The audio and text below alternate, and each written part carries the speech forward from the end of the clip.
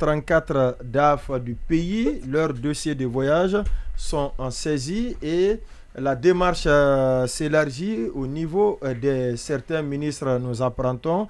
D'ailleurs, on me dit en off que la ministre du Commerce qui était en mission a été sommée de rentrer.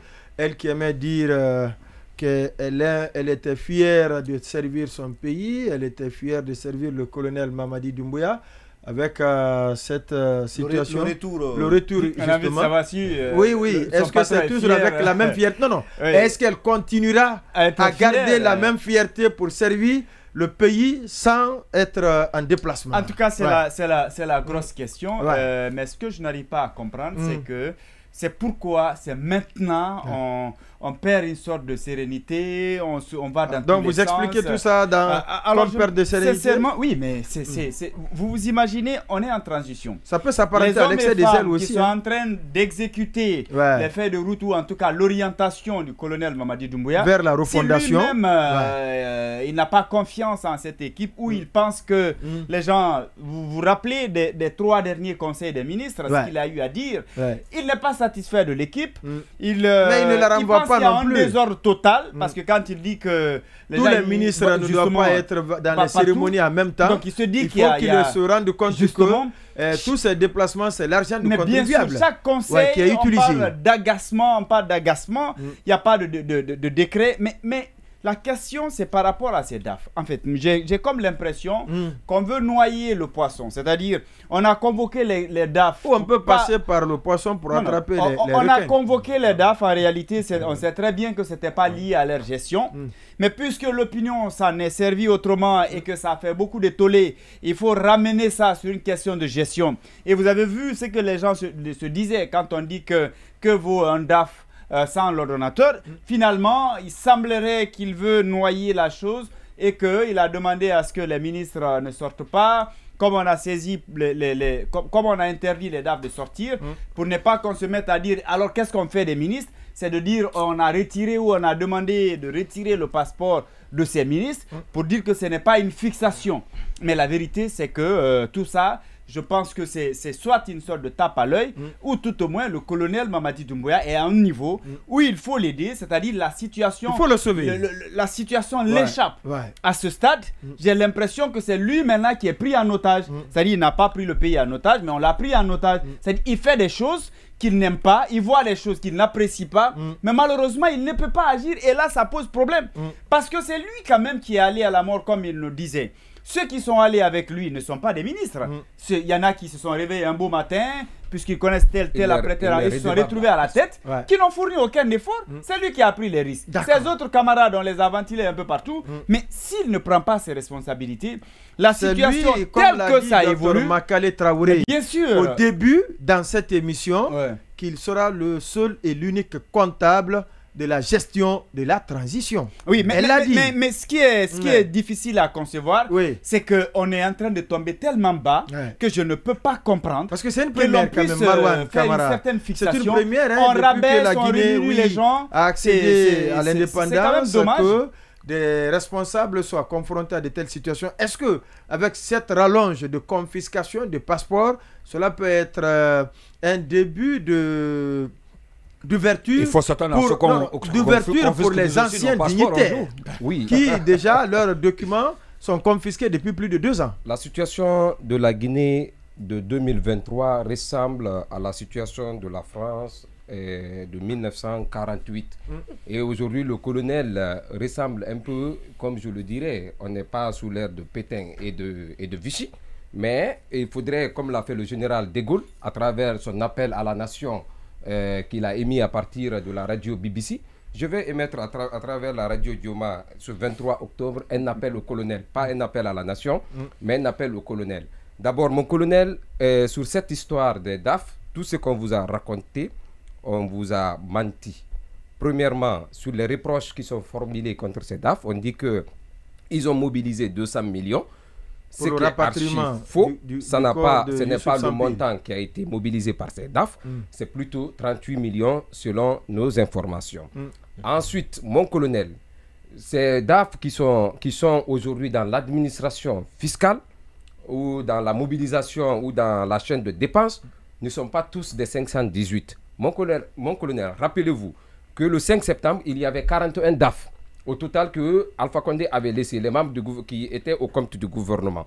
Sur les 41 DAF qui étaient là, en fonction, vous n'avez reconduit que 10. Vous avez pris, comment on appelle, 24. Donc aujourd'hui, sur les 34, ce qui donne un nombre de 34. Mon colonel, les 10 que vous avez reconduits, il n'y a que 6 qui sont de 518, donc de la génération Alpha 518 qui était pilotée par, dont la toute première structure organisationnelle a été pilotée par Youssouf Sampil. Ouais. Mon colonel, on ne vous a pas dit la vérité. Mais vous savez qui vous a soufflé à l'oreille? On le sait, même si on n'a pas certainement le contact avec vous, mais les murs ont des oreilles. On peut rester dans ce studio et on apprend ce qui se passe dans les couloirs du palais. Et on sait qui vous a soufflé à l'oreille. Mais cet individu, il veut juste avoir aussi ces hommes là-bas. On veut parler bien du colonel Amara encore. Général Amara. Général Amara. Son nom revient. C'est des accusations qui sont portées contre lui. Et nous ne sommes que des canaux de relais. Certainement qu'on n'a pas accès à lui. On ne oui, mais il ne décroche pas. Depuis qu'il est là-bas, il ne décroche pas. Non, depuis qu'il a commencé à s'engraisser, il a changé complètement. Il a tout coupé. Vous ne pouvez pas l'appeler. Ça, mon colonel, ils vous ont menti. Mon colonel, retenez qu'aujourd'hui, on fait tout pour vous mettre en mal avec vos soutiens. On va vous dire, puisque les gens le disent, ce qui se dit en cachette, nous on aura le courage de vous dire, on vous dit et on dit de vous que Alpha Condé vous a bien traité, vous l'avez très mal récompensé. Cellou Dalein vous a soutenu, vous l'avez très mal récompensé.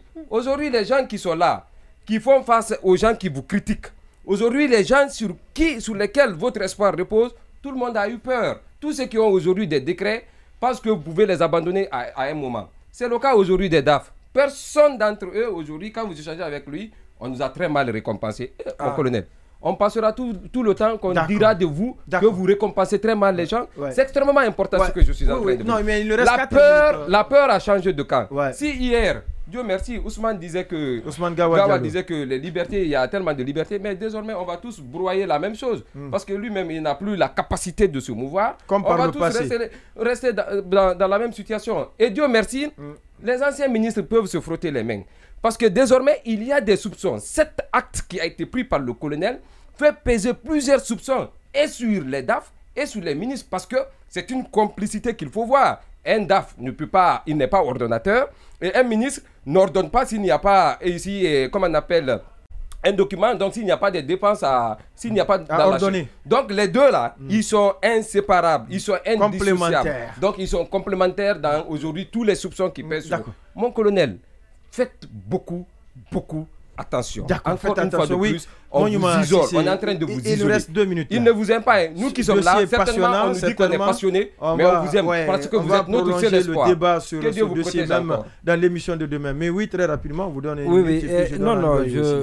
j'ai écouté très attentivement Marwan. Et par contre, ce que je veux dire, c'est que le colonel n'a pas à être reconnaissant vis-à-vis de quelqu'un quand il travaille dans l'administration. Celui qui travaille bien, il doit être reconnaissant vis-à-vis de celui-ci. Celui qui ne travaille pas bien doit aller là où les autres sont, malheureusement. Alors donc, mais par contre, ce qui se passe là, c'est vraiment regrettable. Et parce que c'est sous la base d'un coup de tête, j'ai l'impression que toutes ces décisions ont été prises dans... Voilà, justement. Oui, mais est-ce que l'appareil judiciaire vous savez, pleinement son rôle du troisième pouvoir? Il y a assez de détails et on n'a pas le temps. Et sinon, on reviendra dessus lundi. On se revenir sur comment tout cela est arrivé, des ministres jusqu'au directeur. On va revenir sur tout ça. Demain. Mais très sincèrement, si vous avez des choses contre quelques-uns, des gens... Alors prenez la décision contre ces personnes, mais ne les jetez pas tous en pâture. Parce que ça, la gouvernance par la terreur, ce n'est pas une bonne chose, ça ne marche toujours pas. Ça ne peut pas marcher. Ça ne peut pas mener. Il faut pas mettre ça ne peut pas produire des résultats. Les gens constamment sous pression. Non, ça ne peut pas donner de résultats. Donc c'est ce qu'il faut éviter. Je suis d'accord pour la redevabilité, pour la reddition des comptes. Si vous gérez, vous devez rendre compte. Si on vous reproche des choses, même si vous êtes le jeune frère du colonel, je suis d'accord avec lui, ou bien si, même si c'est vous qui l'avez hébergé, comme on prétend le dire concernant aujourd'hui, il doit pour parler, pas hésiter, il doit pas hésiter pour parler, appliquer la loi. Mais pour parler de cette peur, je dis pour parler de cette peur-là, pour parler de cette peur, il y a des CEDAF aujourd'hui qui ont même peur de décrocher. Marouane, il faut nous laisser terminer quand même. Pour parler de cette peur, il y a des CEDAF aujourd'hui qui ont même peur de décrocher des appels d'urgence au risque peut-être d'être enregistré et d'être convoqué du côté de oui, bien sûr. Et puis on parle de gestion financière. Si on parle de gestion financière, il faut savoir une chose. Aujourd'hui, la presque totalité des là, c'est pas tout le monde comme on le fait par le passé qui sont dans le beurre, hein, ou bien encore parce que quand on entend le nom DAF, on pense tout de suite à l'argent. Oui. On pense que vous avez la main dans la banque. Oui, mais je vous dis, il y a certains d'entre eux, il y a à manger, à boire. Ce n'est pas le cas. Il y a certains d'entre eux qui galèrent. Okay. Oui. Il y a non, si. Non,